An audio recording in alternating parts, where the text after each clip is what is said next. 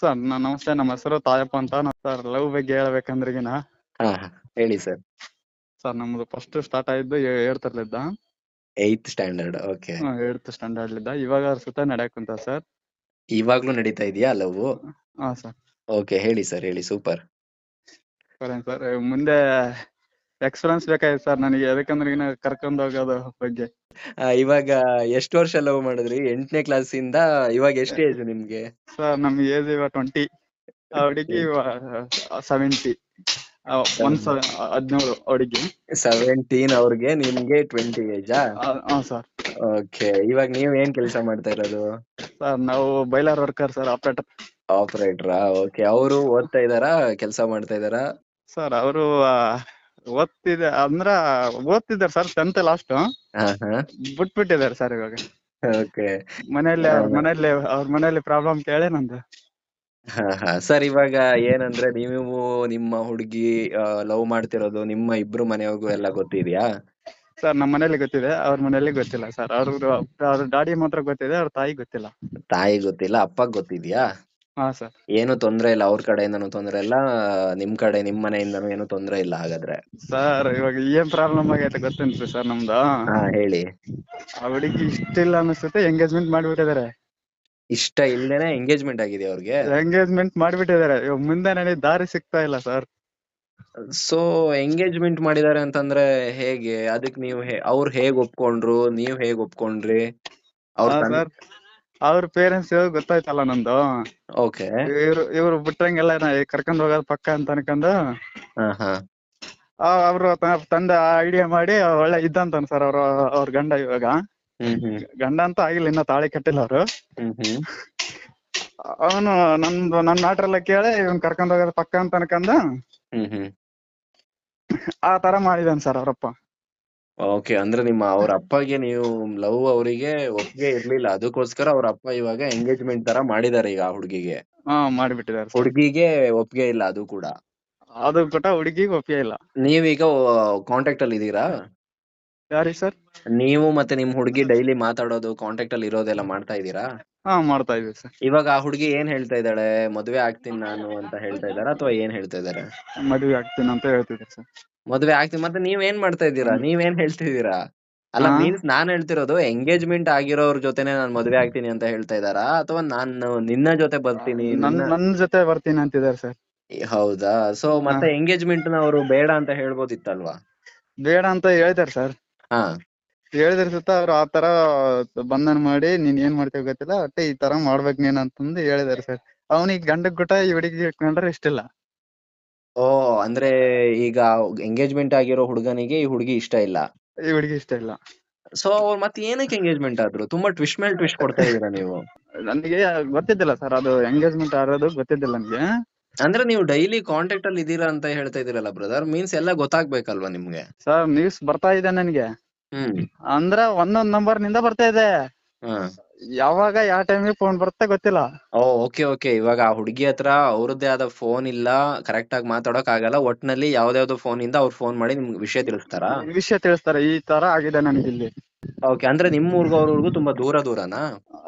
ಒಂದು 10 kilometre sir. Okay. So ನೀವು ಅವರು ನಿಮ್ಗೆ ಹೇಗೋ ವಿಷಯಗಳನ್ನ ತಿಳಿಸ್ತಾ ಇದಾರೆ. ಒಟ್ನಲ್ಲಿ ಡೈಲಿ ಒಂದ್ ಕಾಲ್ ಅಂತೂ ಮಾಡ್ತಾರೆ ನಿಮ್ಗೆ? ಮಾಡ್ತಾರೆ ಸರ್, ಕಂಪಲ್ಸರಿ. ಓಕೆ. ಇವಾಗ ಅವ್ರಿಗೆ ಇಷ್ಟ ಇದೆ, ಅವ್ರ ಮನೆಯವ್ರಿಗೆ ಅವ್ರ ಮನೆಯವ್ರ ಜೊತೆ ನೀವು ಡೈರೆಕ್ಟ್ ಆಗಿ ಹೋಗಿ ಮಾತಾಡಿ ಒಪ್ಪಿಸ್ಬೋದಿತ್ತಲ್ವಾ? ಸರ್ ಇವಾಗ ಜಾತಿ ವಿಷಯಕ್ಕೆ ಬಂದ್ರೆ ಏನಪ್ಪ ಇದಾಗುತ್ತೆ ಸರ್. ಅವ್ರ ಮನೆಯವ್ರ ಅದನ್ನ ನನ್ ಮ್ಯಾಟರ್ ಕೇಳಿ ಇವಾಗ ಹುಡುಗಿನ ಇನ್ನ 9th ಸ್ಟ್ಯಾಂಡರ್ಡ್ ಸರ್. ನನ್ ಮ್ಯಾಟರ್ ಕೇಳ ಅಲ್ಲಿ ಸಂಡೂರು ಹಾಸ್ಟೆಲ್ ಹಾಕಿದ್ದಾರೆ. ಇಲ್ಲೂ ಕೂಡ ನಿಮ್ಮ ಮತ್ತೆ ಹುಡುಗಿ ನಡುವೆ ಕ್ಯಾಸ್ಟ್ ಪ್ರಾಬ್ಲಮ್ ಇಂದ ಅವ್ರು ಒಪ್ತಾ ಇಲ್ಲ ಸರ್. ರೈಟ್. ಓಕೆ, ಇವಾಗ ಏನ್ ಮಾಡ್ಬೇಕಂತಿದ್ದೀರಾ? ಏನಿಲ್ಲ ಸರ್, ಇವಾಗ ಹುಡುಗಿ 18 ಆಗ್ಬೇಕು.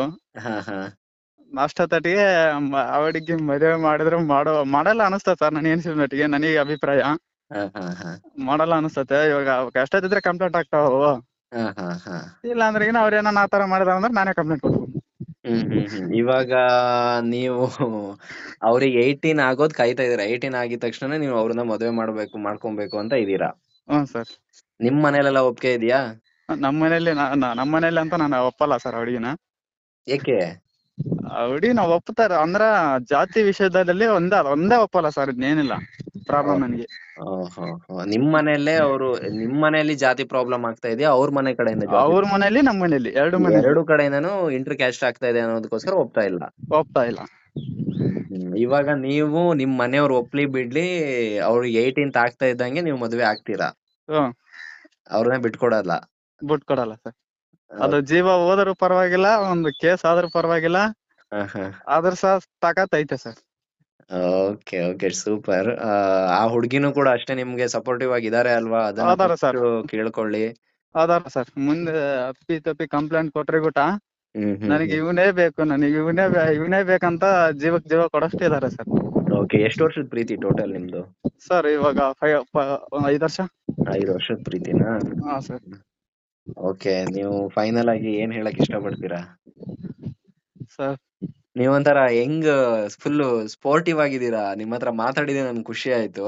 ಸೊ ನಾನ್ ಹೇಳಕ್ ಇಷ್ಟಪಡೋದೇನಂದ್ರೆ, ಇವಾಗ ಆ ಕಡೆಯಿಂದನೂ ಕೂಡ ಒಪ್ತಾ ಇಲ್ಲ, ಈ ಕಡೆನೂ ಕೂಡ ಒಪ್ತಾ ಇಲ್ಲ, ಇಬ್ರು ಮನೆ ಕಡೆಯಿಂದನೂ ಒಪ್ಪಿಗೆ ಅಂತೂ ಇಲ್ಲ. ಬಟ್ ನೀವಿಬ್ರು ಚೆನ್ನಾಗಿದ್ದೀರಾ. ಇಷ್ಟ ಕಾಲ್ಸ್ ಅಲ್ಲಿ ತಗೊಂಡಿರೋದೆಲ್ಲ ಪಾಪ ಅವ್ರವ್ರ ನಡುವೆ ಏನೇನೋ ಆಗಿರೋದೇ ತಗೊಂಡೆ. ಬಟ್ ಇಲ್ಲಿ ಸ್ವಲ್ಪ ಡಿಫ್ರೆಂಟ್, ಇಬ್ರು ಕೂಡ ಒಪ್ಪಿಗೆ ಇದ್ದು ಪ್ರೀತಿ ಮಾಡ್ಕೊಂಡು ಎಲ್ಲದಕ್ಕೂ ರೆಡಿ ಆಗಿರೋ ತರ ಸಿಚುವೇಶನ್ ಅಲ್ಲಿ ನೀವ್ ಇದ್ದೀರಾ. ಅದೇ ನಿಮ್ ಪ್ರೀತಿ ನಿಮ್ಗೆ ಸಿಗ್ಲಿ, ಬಟ್ ತಂದೆ ತಾಯಿನ ಒಪ್ಸೋಕ್ ಟ್ರೈ ಮಾಡಿ. ಆದ್ರೆ ಬಟ್ ಫೈನಲಿ ಆಗಿಲ್ಲ ಅಂತಂದ್ರೆ ನಿಮ್ ಪ್ರೀತಿನ ನೀವು ಅಂತೂ ಬಿಟ್ಕೊಡಕ್ಕಂತೂ ಹೋಗಲ್ಲ ಅಂತ ಹೇಳ್ತಾ ಇದೀರಾ.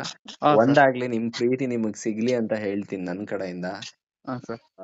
ಮತ್ತೆ ಏನಾದ್ರು ನಿಮ್ ಕಡೆಯಿಂದ ಹೇಳೋದಾದ್ರೆ? ಏನಿಲ್ಲ ಸರ್, ನಿಮ್ ಕಡೆಯಿಂದ ಏನಾದ್ರು ಹೇಳ್ಬೇಕು ಸರ್. ಏನಿಲ್ಲ ಸರ್, ಮಾಡಿ ಸರ್, ಪ್ರೀತಿ ಮಾಡಿದವ್ರನ್ನೇ ಮದುವೆ ಆಗಿ ಅನ್ನೋದೇ ನನ್ನ ಒಂದು ಆಶಯ. ಸೊ ಅವ್ರನ್ನ ಬಿಟ್ಕೊಡ್ಬೇಡಿ, ಅವರು ಕೂಡ ನಿಮಗೆ ಅಷ್ಟೇ ಸಪೋರ್ಟಿವ್ ಆಗಿ ಇರ್ಬೇಕು ಅನ್ನೋದು ಕೂಡ ನನ್ನ ಒಂದು ಧ್ಯೇಯ ಇದೆ. ಸೊ ಅವರು ಕೂಡ ನಿಮ್ಮನ್ನ ಅಷ್ಟೇ ಬಿಟ್ಕೊಡದೆ ಯಾವುದೇ ರೀತಿಯಲ್ಲಿ, ನೀವೀಗ ಎಲ್ಲದಕ್ಕೂ ರೆಡಿ ಇದ್ದೀನಿ, ನಾನ್ ಏನೇ ಕಂಪ್ಲೇಂಟ್ ಆಗ್ಲಿ, ನನ್ಗೆ ಯಾರೇ ಅಡ್ಡ ಬಂದ್ರು ನಾನು ಅವ್ರನ್ನೇ ಮದ್ವೆ ಆಗೋದು ಅಂತ ಹೇಳೋ ಒಂದು ಮಾತಿದೆ ಅಲ್ಲ, ಸೊ ಅದು ಅವ್ರ ಹತ್ರನೂ ಇರ್ಬೇಕು. ನನಗ್ ಅವನೇ ಬೇಕು, ಏನೇ ಆದ್ರೂ ನಾನು ಅವನ್ನ ಬಿಟ್ಕೊಡಲ್ಲ ಅನ್ನೋದು ಕೂಡ ಆ ಒಂದು ಕಡೆಯಿಂದನೂ ಸ್ಟ್ರೆಂತ್ ಇರ್ಬೇಕು. ಸೊ ಅದನ್ನ ಕರೆಕ್ಟ್ ಆಗಿ ಕನ್ಫರ್ಮೇಶನ್ ತಗೊಳ್ಳಿ. ಆ ಹುಡುಗಿ ನಿಮ್ಮನ್ನ ಯಾವುದೇ ಕಾರಣಕ್ಕೂ ಬಿಟ್ಕೊಡಲ್ಲ, ಎಲ್ಲದಕ್ಕೂ ರೆಡಿ ಇದ್ದಾಳೆ, ಎಲ್ಲೂ ಉಲ್ಟಾ ಹೊಡಿಯಲ್ಲ ಅನ್ನೋ ತರ ಇದ್ರೆ ದಯವಿಟ್ಟು ನೀವು ನಿಮ್ ಪ್ರೀತಿನ ಬಿಟ್ಕೊಡ್ಬೇಡಿ, ಒಂದಾಗಿ. ಸೊ ಫೈನಲಿ ನಿಮ್ಮ ಅಪ್ಪ ಅಮ್ಮಂಗೆ ನೋವು ಮಾಡ್ಬೇಡಿ, ಹೇಗೋ ನಿಮ್ಮ ಅಪ್ಪ ಅಮ್ಮನು ಕೂಡ ಒಪ್ಸೋಕೆ ಟ್ರೈ ಮಾಡಿ. ಫೈನಲಿ ಅಪ್ಪ ಅಮ್ಮನ ನೋವಲ್ಲಿ ಇಡ್ಬೇಡಿ ಅನ್ನೋಕ್ ನಾನು ಇಷ್ಟಪಡ್ತೀನಿ.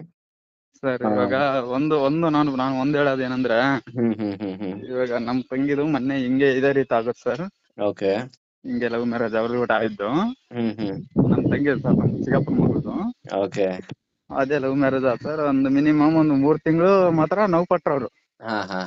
ಆಮೇಲೆ ಮಗಳು ಅಂಬ ಜೀವ ಎಳ್ದು ಬಿಡುತ್ತಲ್ಲ ಸರ್.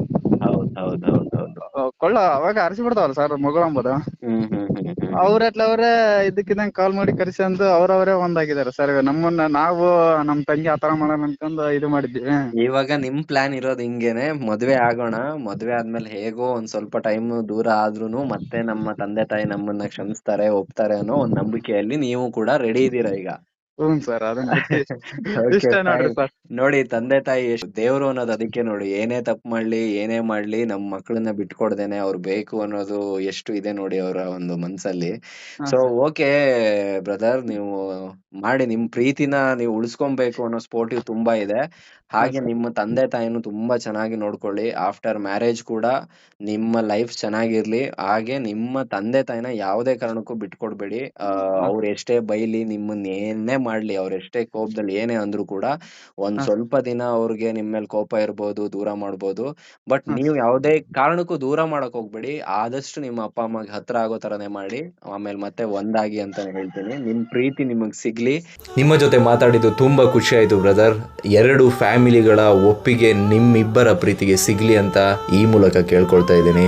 ದಯವಿಟ್ಟು ನಿಮ್ಮ ಪ್ರೀತಿ ಆದಷ್ಟು ಬೇಗ ಒಂದಾಗ್ಲಿ, ನಿಮ್ಮ ಹುಡುಗಿ ನಿಮ್ಗೆ ಸಿಗ್ಲಿ ಅಂತ ಈ ಮೂಲಕ ಕೇಳ್ತಾ ಧನ್ಯವಾದಗಳು. ನಮ್ಮ ಜೊತೆ ನಿಮ್ಮ ಪ್ರೀತಿಯ ಕಥೆನ ಶೇರ್ ಮಾಡೋದಕ್ಕೆ ಥ್ಯಾಂಕ್ ಯು ಸೋ ಮಚ್.